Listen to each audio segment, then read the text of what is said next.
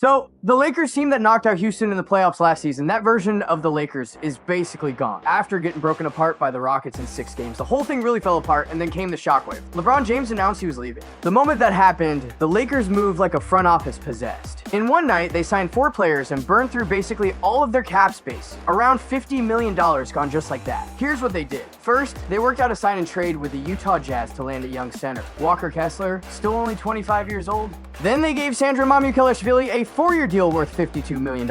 After that, they signed wing Quentin Grimes for 4 years and $60 million. And finally, they added guard Colin Sexton on a 2-year, $19 million contract. Just like that, all the room was gone. From here on out, the Lakers are basically shopping in the minimum contract aisle. For the most part, their major offseason work is done. And here's the real twist. In the process, they almost completely gave up on the core guys who helped them in last year's playoffs. Marcus Smart signed with the Rockets on a 2-year, $13 million deal. Luke Kennard got 2 years and $13 million from the Suns. Rui Hachimura is also very likely gone. If the Lakers want to keep Rui, they would need to dump the contracts of Jared Vanderbilt and DeAndre Ayton, which is close to impossible. Out of last season's playoff starting group, aside from Ayton, almost everybody is gone. That tells you everything. The Lakers have clearly decided to forget the past, move on from the old era, and fully rebuild around Luka Doncic and Austin Reeves. Start over, new timeline, new hierarchy, new identity. Now fans are split on this. Some people are excited about the new signings. Others think Rob Pelinka is just collecting names, making random moves, and mortgaging the Lakers' future in the process. So the big question is simple. How good are these new look Lakers? Really, can they actually be better than last season? And does Luka Doncic still have a real path to another title run? Let's really talk about it. Let's start with Walker Kessler.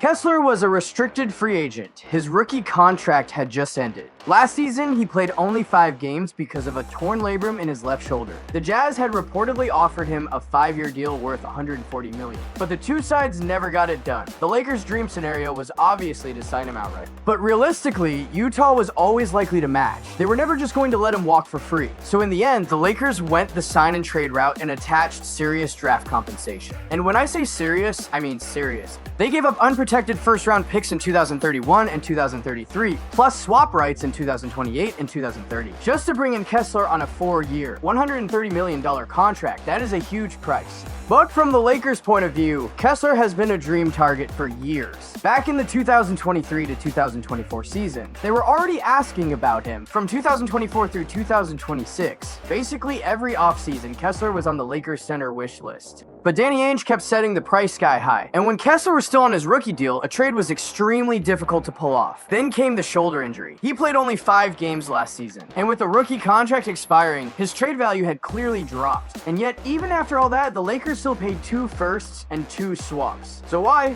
What exactly is so special about Walker Kessler, and is he really worth betting your future on? From a fit standpoint, the answer is pretty obvious. Kessler makes a ton of sense for this Lakers team. Sure, someone like Jalen Duren might give you more vertical finishing and more explosive offense. But defensively, Kessler and Duren are not in the same conversation. And for this version of the Lakers, defense at the 5 matters more than offense. Why? Because the team is being built around a backcourt with 2 obvious defensive weak points. When your guards need that much protection, your front court has to carry a huge share of the defensive burden. For this team, the center's defense may actually matter more than his scoring, and Kessler is basically built for that job back. In high school, he was a 5-star recruit and even made the McDonald's All-American team. His freshman year at North Carolina was mostly wasted, just about 8 minutes a game. No real role, no real momentum. But after transferring to Auburn for his sophomore year, he exploded. He averaged 11.4 points, 8.1 rebounds, and a nation-leading 4.6 blocks per GA. He won Defensive Player of the Year in the NCAA and was seen as one of the best rim protectors in college basketball. The issue was that his game was very specialized. He was a pure blue-collar big, a pure finisher, not the kind of all-around talent people project into superstardom. That's why he ended up going 22nd in the first round and was then quickly sent to the Utah Jazz as part of the Rudy Gobert trade. In his rookie season, Kessler looked fantastic. He averaged 9.2 points, 8.4 rebounds, and 2.3 blocks, and his rim protection numbers were ridiculous. If you combine how often he challenged shots with how much he lowered opponents' accuracy, he already looked like one of the elite rim protectors in the league. At the same time, Gobert in Minnesota was being pushed into more high drop and even higher level defensive responsibilities, and that clearly hurt the quality of his rim protection. Back then, there was even a popular joke going around that Utah traded Gobert, got back a younger, cheaper, maybe even better Gobert, and still somehow picked up 3 first-rounders on top of it. That year, Utah had a lineup with Mike Conley, Lauri Markkanen, Jordan Clarkson, Walker Kessler, and Malik Beasley, and that group actually worked really well. Conley fed him easy looks, and Kessler got plenty of simple finishes around the rim. He ended up finishing 3rd in Rookie of the Year voting, and even made Team USA, but Danny Ainge was never in a hurry to win right away. Utah still wanted to pile up young assets. In the next season, Conley was gone. The Jazz backcourt shifted toward rookie Keontae George, and the team's developmental focus gradually moved in George's direction. On top of that, they brought in John Collins from Atlanta, which took away a lot of the screener and finishing role that Kessler should have had. His offensive impact dropped off, clearly moved.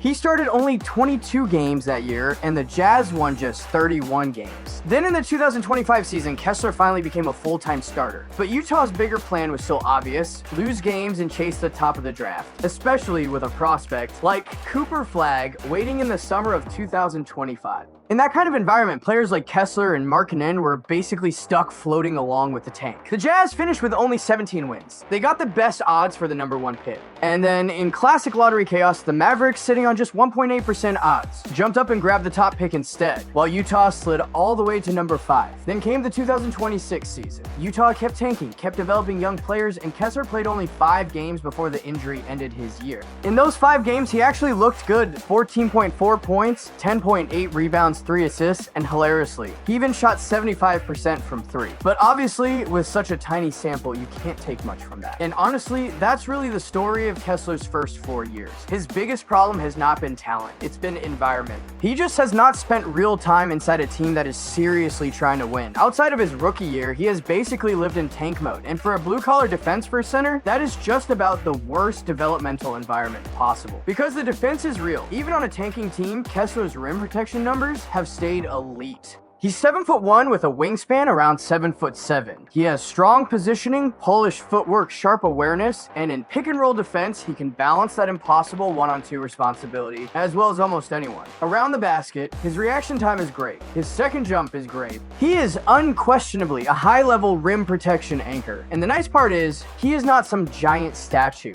He is not slow and clunky. For a guy that size, he can still switch more than you'd expect. Cover ground, recover quickly, and get back into position.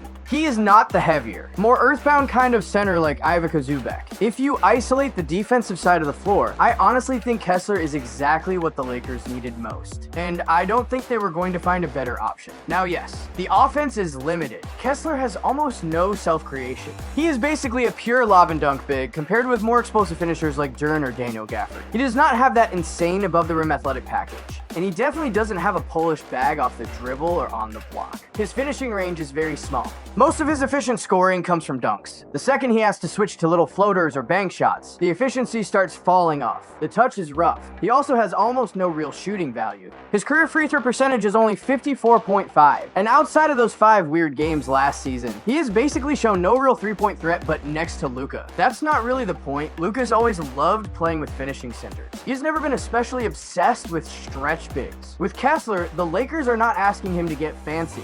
They are asking him to set screens, dive hard, catch the ball, and finish violently. That's the job. You can think of Kessler as a weaker offensive version of Rudy Gobert, where the defense is much stronger than the offense. He is also still very young, only 24. And honestly, the last 4 years have felt more like a delay than a true evaluation. He has never played with a guard on Luka's level. If he could average 11.1 points playing with guards like Sexton and Keontae George, then in theory, he should be even better in Los Angeles. So if we're just talking contract value, 4 years and $130 million is not insane. That's about $32 million per year. In this market, that's not completely outrageous.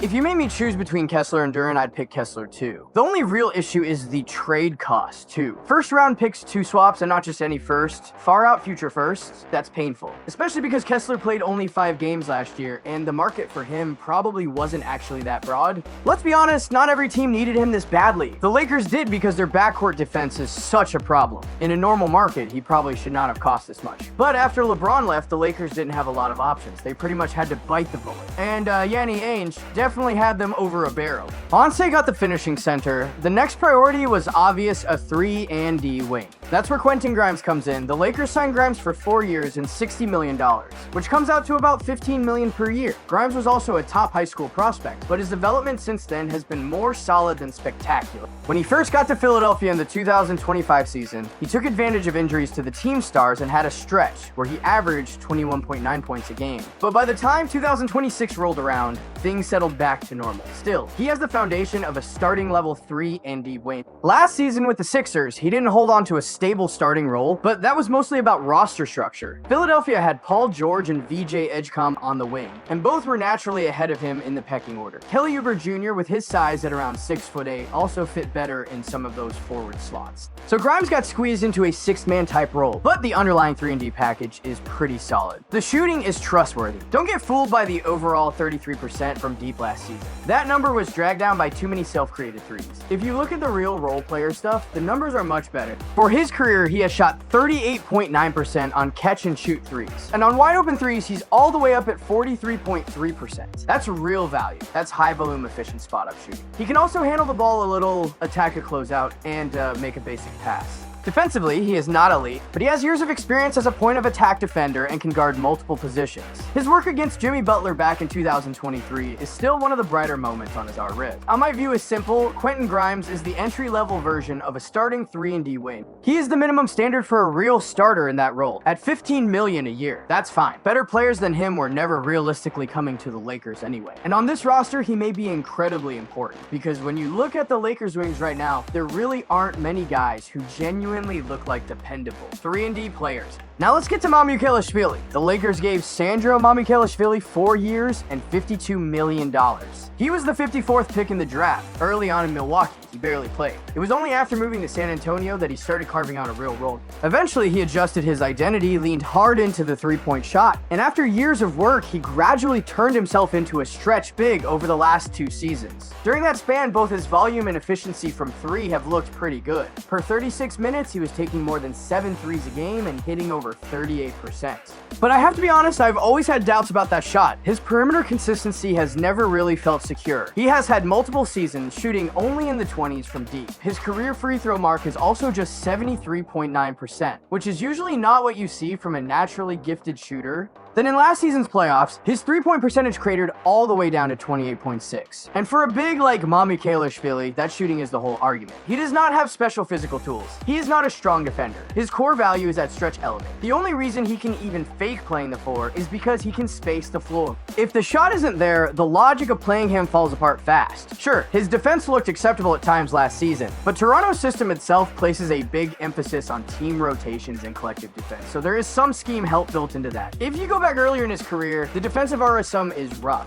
At center, his rim protection is weak. On the perimeter, he doesn't move well enough laterally. In a playoff setting, guards like James Harden or Donovan Mitchell could absolutely hunt him over and over until he becomes unplayable. That's why I'm not really a fan of this deal. Personally, I would not be paying around $13 million a year for him. For a backup big, that's a risky number. Some people say he can replace Rui Hachimura. I strongly disagree. That's not even close. Rui is a true shooting forward. His playoff three-point shooting has stayed reliable. He has a mid-range game, he can put the ball on the floor and punish mismatches. Mamukelashvili is still a 5 at heart. The only reason he can moonlight at the 4 is because of the jumper. If the jumper goes cold, he basically stops making sense. So when I look at these moves as a whole, Kessler and Grimes make sense to me. They are both starting level bets. They fill the 2 most important holes, center and 3 and wing.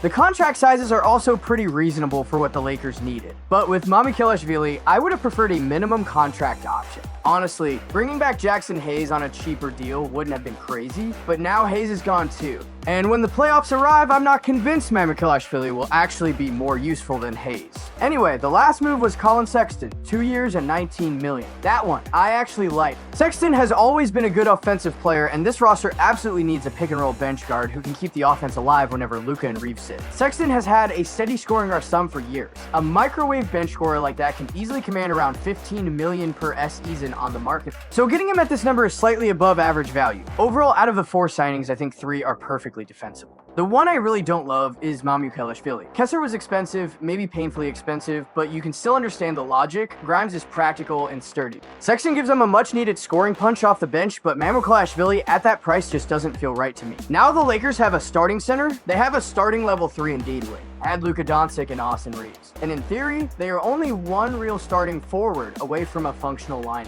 In the regular season, maybe you can scrape by. In the playoffs, no chance. You absolutely need a real forward who can give you over 30 reliable minutes a night. And here's the problem. The Lakers are out of space. So who exactly are they supposed to get now? On the current free agent market, the number of forwards who can realistically start is tiny. You're basically looking at names like LeBron James, Rui Hachimura, Jonathan Kuminga, Trendon Watford, and Draymond Green. If you lower the bar to rotation players who maybe can't start, but still help, then maybe you're down to names like Kevin Love, Gershon Yabuso, Zaire Williams, and maybe someone like Jeremy Stoker. That's pretty much the shelf. So who exactly are the Lakers even trying to sign at this point? Because the truth is, this roster still doesn't feel complete, at least not yet. And as of right now, I do not think they are better than last season's team. In fact, the safest and most conservative path would probably have been to keep as much of last year's playoff group together as possible. It's not like they had no way to do that. They could have, they just didn't want to. And that matters. They never seriously pushed to keep talking with LeBron James. If anything, it feels like they were quietly trying to force the separation. Their intention seems pretty clear: cut ties with the old era, slam the door shut, and launch the new era by force. Why did they barely keep any of the guys who played so well in the playoffs last season? Because from the Lakers' perspective,